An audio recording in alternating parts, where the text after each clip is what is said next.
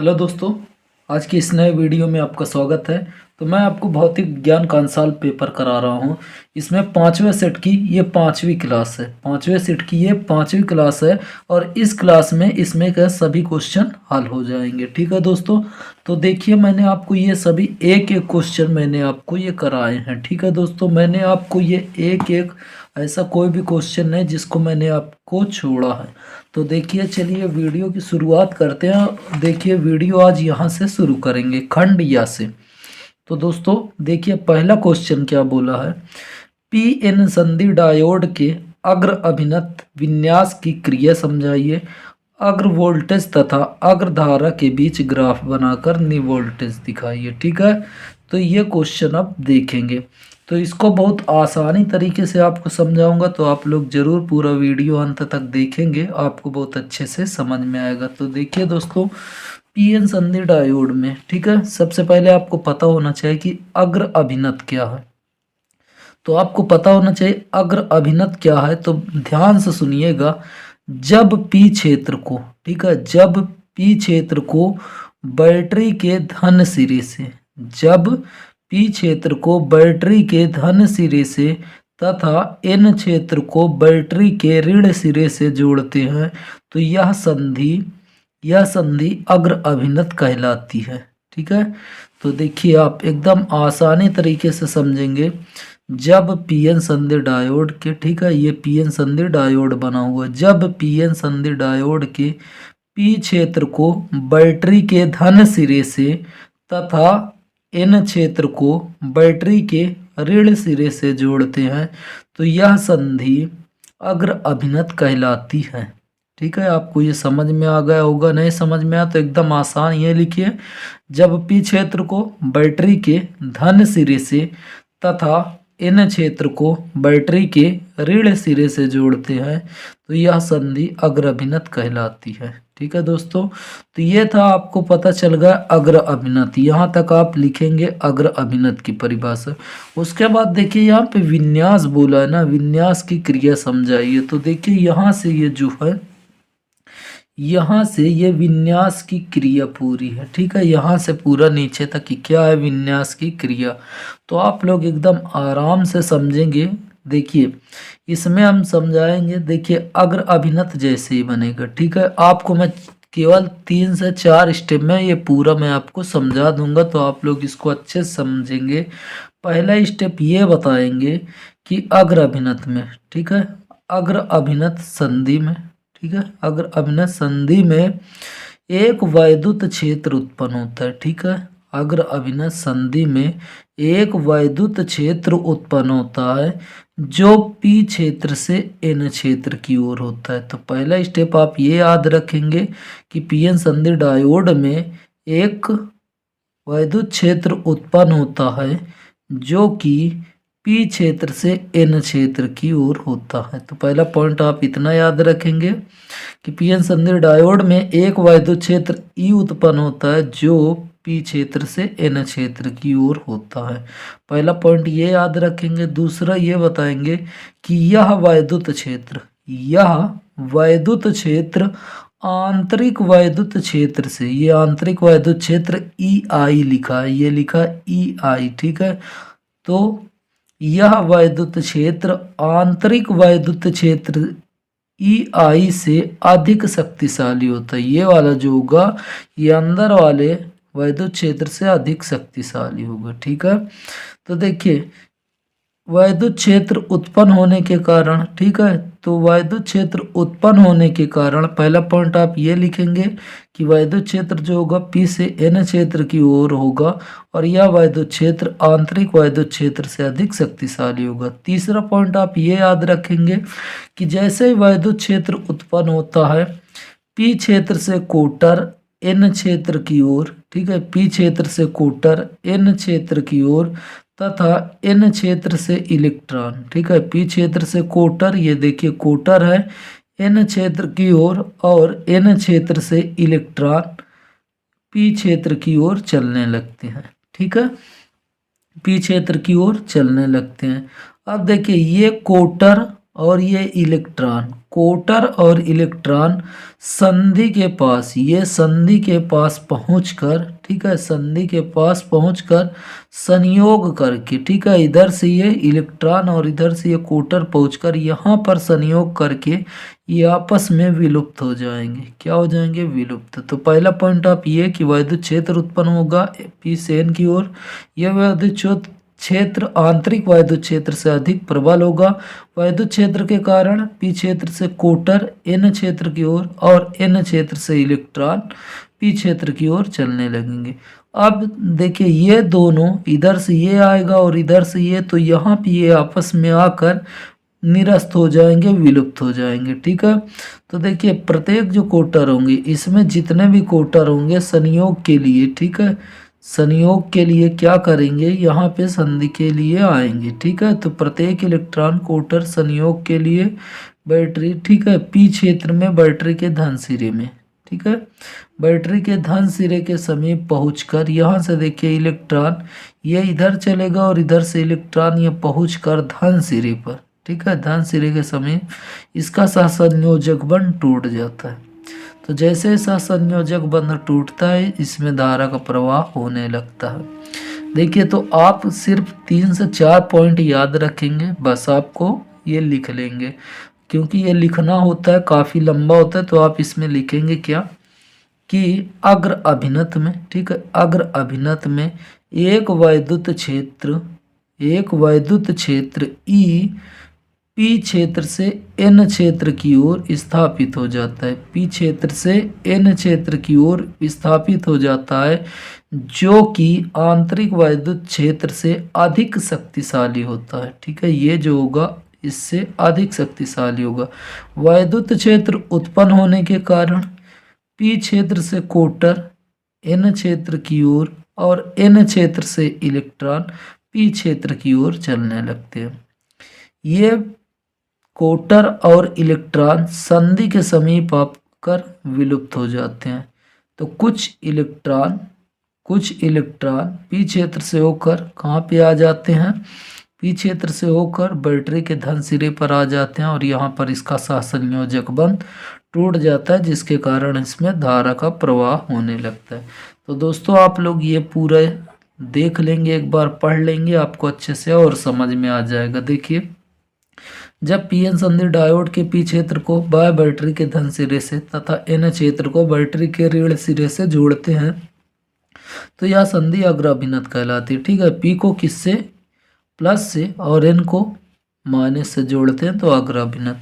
वही चीज लिखा है, अग्र अभिनत में पीएन संधि डायोड में पी क्षेत्र से एन क्षेत्र की ओर एक बाह्य वैद्युत क्षेत्र स्थापित हो जाता है। अब देखिए पीएन संधि डायोड है, इसमें एक ये बाह्य वैद्युत क्षेत्र पी से एन क्षेत्र की ओर स्थापित हो जाता है। ठीक है, यह क्षेत्र आंतरिक वैद्युत क्षेत्र ई से अधिक शक्तिशाली होता है। दूसरा पॉइंट आपको यही से याद रखना, ये क्षेत्र आंतरिक वैद्युत क्षेत्र ई से अधिक शक्तिशाली होगा। ठीक है, इस प्रकार पीएन संधि डायोड में वैद्युत क्षेत्र के कारण कोटर पी क्षेत्र से एन क्षेत्र की ओर, ठीक है, तथा इलेक्ट्रॉन एन क्षेत्र से पी क्षेत्र की ओर चलने लगते हैं। अब देखिए पी क्षेत्र से कोटर एन क्षेत्र की ओर और एन क्षेत्र से इलेक्ट्रॉन पी क्षेत्र की ओर चलने लगते हैं। ठीक है, चलने लगते हैं संधि के समीप पहुंचकर। ठीक है, संधि के समीप पहुंचकर ये कोटर तथा इलेक्ट्रॉन, ठीक है, कोटर तथा इलेक्ट्रॉन संयोग करके विलुप्त हो जाते हैं। ठीक है, अब यहाँ से कोटर और इधर से ये इलेक्ट्रॉन आकर यहाँ पर ये विलुप्त हो जाएंगे। ठीक है, विलुप्त हो जाते हैं। प्रत्येक इलेक्ट्रॉन कोटर संयोग के लिए पी क्षेत्र में बैटरी के धन सिरे के समीप सहसंयोजक बंध टूट जाता है। जो यहाँ से कोटर निकलेंगे और यहाँ से इलेक्ट्रॉन आकर ये धन सिरे के पास यहाँ पर इसका संयोजक बंध टूट जाएगा। ठीक है, इससे उत्पन्न कोटर तो संधि की ओर चलने लगते हैं, जबकि इलेक्ट्रॉन, ठीक है, यहाँ पे देखिए इससे उत्पन्न कोटर तो संधि की ओर चलने लगते हैं, जबकि इलेक्ट्रॉन संयोजक तार में से होकर बैटरी के धन सिरे में प्रवेश कर जाते। यहाँ से कोटर तो इधर चलने लगते हैं, लेकिन इलेक्ट्रॉन क्या होगा, इसके धन सिरे में प्रवेश कर जाएगा। ठीक है, प्रवेश कर जाता है। इस प्रकार पीएन संधि डायोड में बहुसंख्यक आवेश वाहकों की गति के कारण, ठीक है, गति के कारण उच्च धारा बहने लगती है। इस उच्च वैद्युत धारा को अग्रधारा कहते हैं। ठीक है, इस प्रकार बाह्य परिपथ में केवल इलेक्ट्रॉन की गति के कारण ही धारा बहती है। ठीक है दोस्तों, उसके बाद देखिए इसको आप लोग अच्छे से लिख लेंगे। फिर देखिए आगे पूछा था कि अग्र वोल्टेज तथा अग्र धारा के बीच ग्राफ बनाइए। ठीक है, तो यहाँ पे आप लोग देख सकते हैं ये है अग्र वोल्टेज तथा अग्र धारा के बीच ग्राफ। तो ये ग्राफ आप बना सकते हैं। ठीक है, बनाएंगे। और अभी लाक्षणिक वक्र बोलेगा तो भी आपको यही बनाना होगा। और देखिए दोस्तों यहाँ पे जैसे आपने इसको समझा, अथवा करके एक क्वेश्चन दिया था, उसको भी आप लोग यहीं पे समझ लीजिए। ठीक है, तो देखिए यहाँ से आपका 2 क्वेश्चन तैयार हो जाएगा। फिर पूछा था अथवा में आप इसको लिखते या तो इसको। ठीक है, तो मैंने आपको इसको बता दिया, इसको समझा देता हूँ। पीएन संधि डायोड के उत्क्रम अभिन्नत विन्यास की क्रिया समझाइए और ग्राफ भी बनाना है।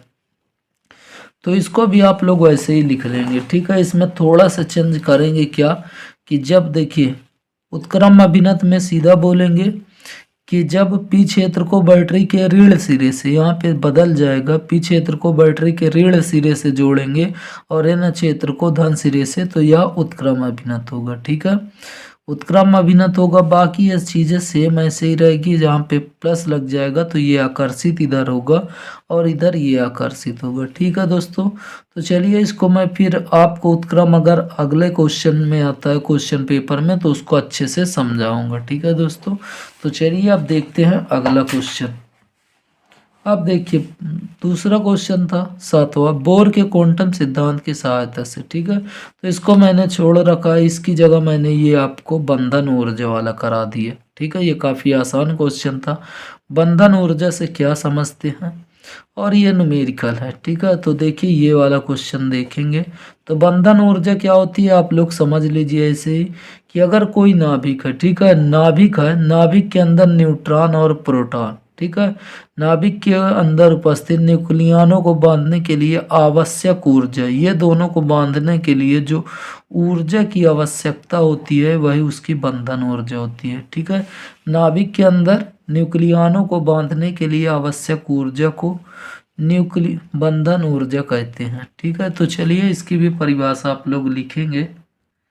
तो आप लोग ये परिभाषा लिखेंगे एकदम आसान से, नाभिक के न्यूक्लियनों को नाभिक के अंदर परस्पर बांधे रखने के लिए आवश्यक ऊर्जा को नाभिक की बंधन ऊर्जा कहते हैं। ठीक है, आप इसको लिख सकते हैं या अथवा करके ये भी लिख सकते हैं, नाभिक के अंदर न्यूट्रॉनों और प्रोटॉनों को बांधने के लिए आवश्यक ऊर्जा को नाभिक की बंधन ऊर्जा कहते हैं। तो ये दोनों एकदम आसान परिभाषाएं, इसको आप याद कर सकते हैं। उसके बाद देखिए ये क्वेश्चन दिया था, ऑक्सीजन का परमाणु द्रव्यमान इतना दिया है, इसकी प्रति न्यूक्लियन बंधन ऊर्जा ज्ञात करना है। और इलेक्ट्रॉन का द्रव्यमान ये दिया है, प्रोटॉन का द्रव्यमान ये और न्यूट्रॉन का द्रव्यमान ये। ठीक है, तो आपसे ये न्यूमेरिकल पूछा है। तो देखिए आपको मैं बता दूं ये न्यूमेरिकल पहले भी एक सेट में पूछा गया। देखिए पहले सेट में 5वां का ख नंबर क्वेश्चन था। ठीक है, तो आप लोग देख सकते हैं न्यूमेरिकल जो है सेट नंबर 1, सेट नंबर 1 में 5वां का ख नंबर, ठीक है, 5वां का ख नंबर में ये सवाल आपसे पूछा था। इसको मैं एक बार आपको दिखा देता हूँ, बाकी आप लोग पहला सेट देखेंगे तो आपको ये मिल जाएगा, देखेंगे। तो देखिए दोस्तों ये क्वेश्चन नंबर खा, ठीक है, अगर आप देखेंगे तो ये पहले सेट का, ठीक है, 5वें का खा था। मैं आपको अंसाल में भी दिखा दे रहा हूँ, देख सकते हैं ये पहला पेपर था सेट एफएस। ठीक है, इसमें अगर आप देखेंगे तो ये क्वेश्चन दिया है 5वें का। अगर आप खा नंबर क्वेश्चन देखेंगे तो खा नंबर क्वेश्चन एकदम सेम था। ठीक है, तो मैंने पहले ही वीडियो में आपको इसको बताया है, अगर आपने नहीं देखा तो ज़रूर आप लोग देख सकते हैं। ठीक है दोस्तों, देखिए इसको एक बार मैं ऐसे ही आपको दिखा दे रहा हूँ, बाकी उसमें समझाऊँ तो आप लोग समझ लीजिए। बाकी तो ये हल ही है, आप इसको देख के आराम से कर सकते हैं। ठीक है दोस्तों, तो ये आप लोग देख सकते हैं और इसका हल आप लोग अपने से कर लीजिएगा। ठीक है दोस्तों, तो ये भी क्वेश्चन मैंने आपको बताया है। अब देखिए क्वेश्चन अगला, ठीक है, तो अब देखेंगे अगला क्वेश्चन। तो देखेंगे 8वां क्वेश्चन, प्रकाश के व्यतिकरण तथा विवर्तन में विभेद मतलब अंतर पूछा था। एकल झिर्रे से प्रकाश के विवर्तन। ठीक, आप इसको कर सकते हैं। इसमें भी अथवा करके एक क्वेश्चन आता है। तो क्वेश्चन वो क्या है, अथवा करके परावर्ती दूरदर्शी का किरण आरेख। तो मैंने आपको ये क्वेश्चन हल करवाया है। ठीक है, तो इसी को मैं आपको हल करवा रहा हूँ। तो आप लोग देखेंगे, परावर्ती दूरदर्शी का किरण आरेख बनाइए।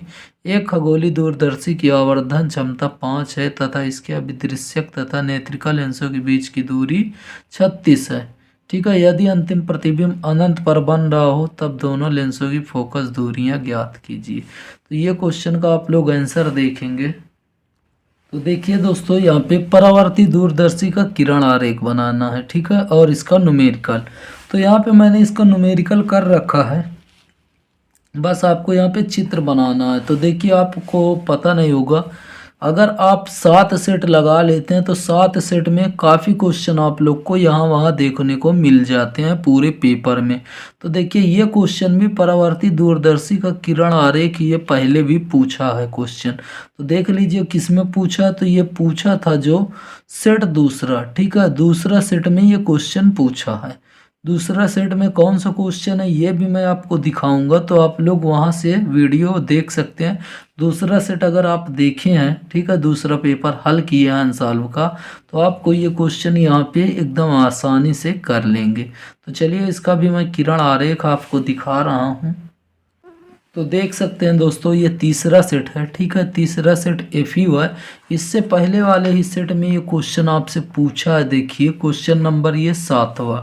ठीक है, क्वेश्चन नंबर 7वां देखिए, इसने रिपीट फिर से किया। किरण आरेख की सहायता से परावर्ती दूरदर्शी में प्रतिबिंब बनने की व्याख्या। परावर्ती दूरदर्शी में, ठीक है, इसकी विशेषताओं की तुलना कीजिए। तो यहाँ पे परावर्ती दूरदर्शी जो बोला था, तो इसी का ये चित्र उसमें पूछा है। ठीक है, तो चित्र आप लोग यही वाला बनाएंगे। ठीक, तो आप लोग ये चित्र देख सकते हैं और यही चित्र आपको उसमें बनाना है। ये परावर्ती दूरदर्शी का चित्र है, तो आप लोग याद रखेंगे और इसको आप लोग को बनाना है जो अभी क्वेश्चन मैंने आपको दिखाया। तो 8वें में आपको ये चित्र बना देना है। उसके बाद न्यूमेरिकल है, न्यूमेरिकल मैं आप लोग को करा रहा हूँ। तो इसको आप लोग चित्र देख लीजिए और अच्छे से इसको बना लीजिएगा। बाकी इसको अगर बहुत अच्छे से समझना है तो आप लोग दूसरा सेट का अनसॉल्व देख सकते हैं जिसमें मैंने बताया है। और आपको बता दूं, इसको पढ़ना है तो देखिए, दूसरे सेट का अगर आप लोग देखेंगे पार्ट 5 लिखा होगा। ठीक है, पार्ट 5 लिखा होगा, तो आप लोग पार्ट 5 देखेंगे तो मैंने आपको इसको बहुत अच्छे तरीके से बताया, आप लोग समझ लीजिएगा। तो देखिए, अब इसका न्यूमेरिकल आप लोग, तो देखिए दोस्तों, मैंने आपको दिखा दिया परावर्ती दूरदर्शी का किरण आरेख। अब इसका आप लोग न्यूमेरिकल देखेंगे। तो देखिए दोस्तों, ये क्वेश्चन अभी आपने देखा कि ये देखिए, सेट दूसरे में 346 एसटी सेट में क्वेश्चन नंबर 7 है। ठीक है, क्वेश्चन नंबर कौन सा है, क्वेश्चन नंबर 7। ठीक है, सेम आपको देखना है, वही चित्र आपको बनाना है। उसके बाद न्यूमेरिकल यहाँ पे बोला है एक खगोलीय दूरदर्शी की आवर्धन क्षमता। ठीक है, तो हम यहाँ पे देखिए लिखते हैं, हल दिया है, हमने लिख दिया न्यूमेरिकल हल दिया है। आवर्धन क्षमता को m से प्रदर्शित करते हैं। m बराबर यहाँ पे दे रखा है 5। ठीक है, आवर्धन क्षमता दी है 5, तो यहाँ पे देखिए m बराबर 5।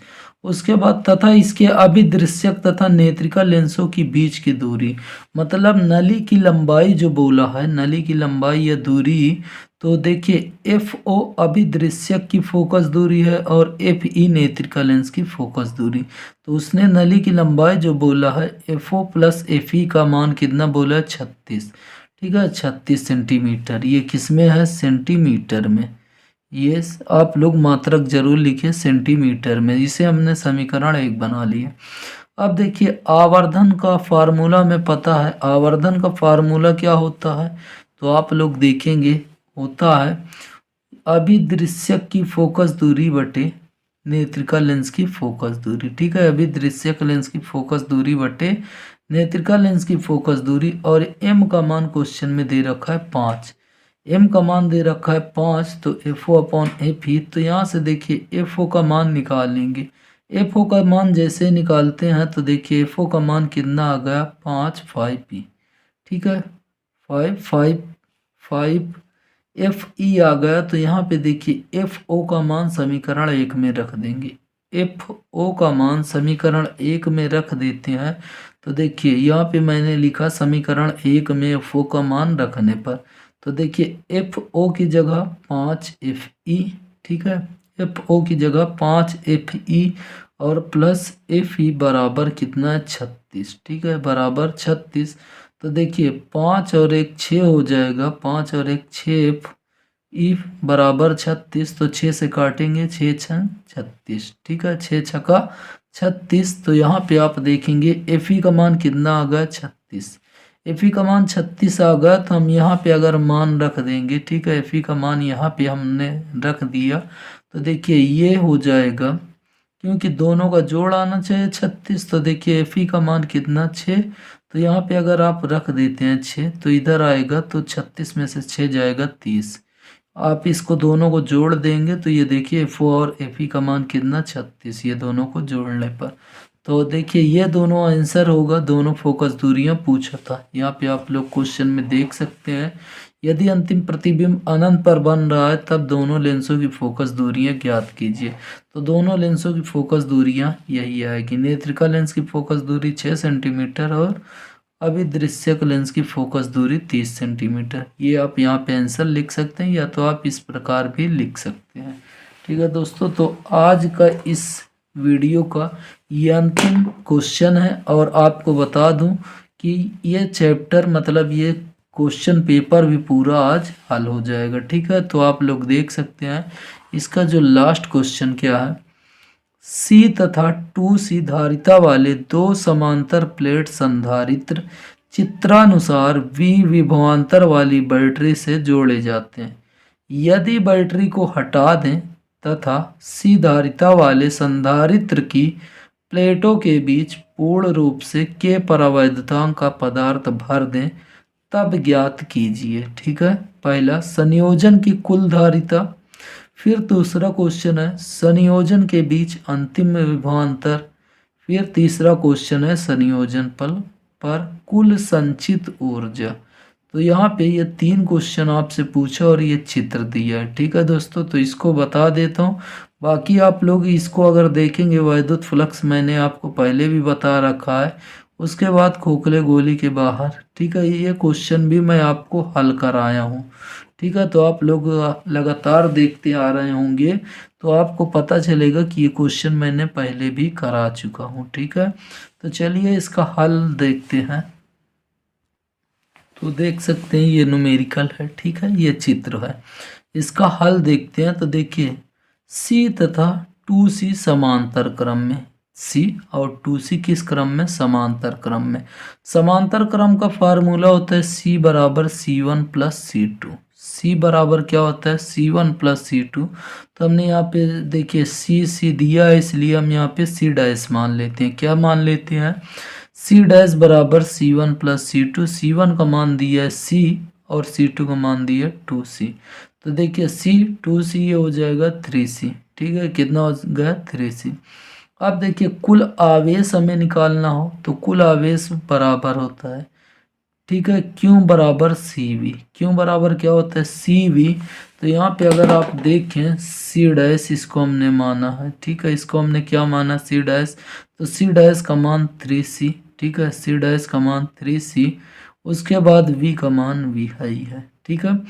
उसके बाद परावैद्युत पदार्थ भर देने पर, अगर हम परावैद्युत पदार्थ भर देते हैं तब तुल्य धारिता, ठीक है, तुल्य धारिता ये जो होगी ये समांतर क्रम में ही होगी। ठीक है, यहाँ पे अगर हम भर दें पदार्थ तो ये किस क्रम में होगी, समांतर। तो समांतर क्रम की जो तुल्य धारिता यहाँ पे देखेंगे तो C1 प्लस C2 ही होती है, लेकिन यहाँ पे क्या भर दिया जा रहा है परावैद्युत पदार्थ, तो KC प्लस 2C। ठीक है, यहाँ पे अगर आप देखें तो C कॉमन है, ठीक है, यहाँ पे क्या, तो यहाँ पे देखेंगे C कॉमन है तो ये K प्लस 2, ठीक, यही इसकी तुल्य धारिता होगी, यही पहला इसका आंसर होगा। ठीक है, दूसरा आप देखेंगे अंतिम विभवांतर, तो V बराबर होता है Q बाई C। ठीक है, V बराबर Q बाई C। तो देखिए C की वो हमने क्या माना है C डबल डैश, और देखिए क्यों, क्यों का मान अगर आप देखेंगे तो क्या निकाले हैं 3CV, 3CV क्या निकाले हैं 3CV। और सी डबल डैश का मान के प्लस टू इंटू सी, ठीक, के प्लस टू इंटू सी। तो सी से सी कैंसिल, तो यहाँ पे आया देखिए V बराबर 3V अपॉन के प्लस टू, ठीक है, क्या आया V बराबर 3V के प्लस टू वोल्ट, ठीक है। आप वोल्ट ना लिखेंगे तो भी कोई दिक्कत नहीं होगी, यही इसका आंसर होगा, ठीक। उसके बाद तीसरा जो क्वेश्चन आपसे पूछा था, संयोजन की कुल संचित ऊर्जा। तो संयोजन की कुल संचित ऊर्जा का फार्मूला होता है, संचित ऊर्जा U बराबर हाफ CV स्क्वायर होता है, U बराबर हाफ CV स्क्वायर। तो यहाँ पे C डबल डैश और ये V स्क्वायर। आप देखेंगे यहाँ पे U ऐसे ही लिखा, 1/2 ऐसे ही लिखा, C dash, C double dash का मान अगर आप देखेंगे, C डबल डैश का मान क्या है के प्लस टू इंटू सी, के प्लस टू इंटू सी। तो यहाँ पे देखिए के प्लस टू इंटू सी। उसके बाद देखिए क्या है वी स्क्वायर, वी का मान देखिए ये है, वी का मान क्या है 3V अपॉन के प्लस टू, तो 3V अपॉन के प्लस टू का होल स्क्वायर, ठीक है। अब देखिए जब 3 का स्क्वायर किया गया, 3 का स्क्वायर 9 और V का स्क्वायर कितना V, ठीक है, V का स्क्वायर V स्क्वायर, ठीक है। तो यहाँ पे देखिए इसको, इसका भी होल स्क्वायर, तो इसको हम 2 बार लिख सकते हैं, ठीक है। इसको हम कितनी बार लिख सकते हैं 2 बार लिख सकते हैं। तो यहाँ पे अगर आप देखेंगे तो ये के प्लस टू और के प्लस टू, तो एक के प्लस टू से एक के प्लस टू कैंसिल। तो देखिए 9 एकन्नम 9, ठीक है, 9 एकन्नम 9, और ये CV स्क्वायर, ठीक है, CV स्क्वायर अपॉन क्या है 2 है, वैसे के प्लस टू, के प्लस टू। तो यही इसका, देखिए इसका ऊर्जा का मात्रक जूल होता है, तो हम जूल भी लगा सकते हैं, ये डेरिवेशन इसलिए नहीं लगा, तो यहाँ पे जूल भी लगा सकते हैं, तो यही इसका आंसर होगा।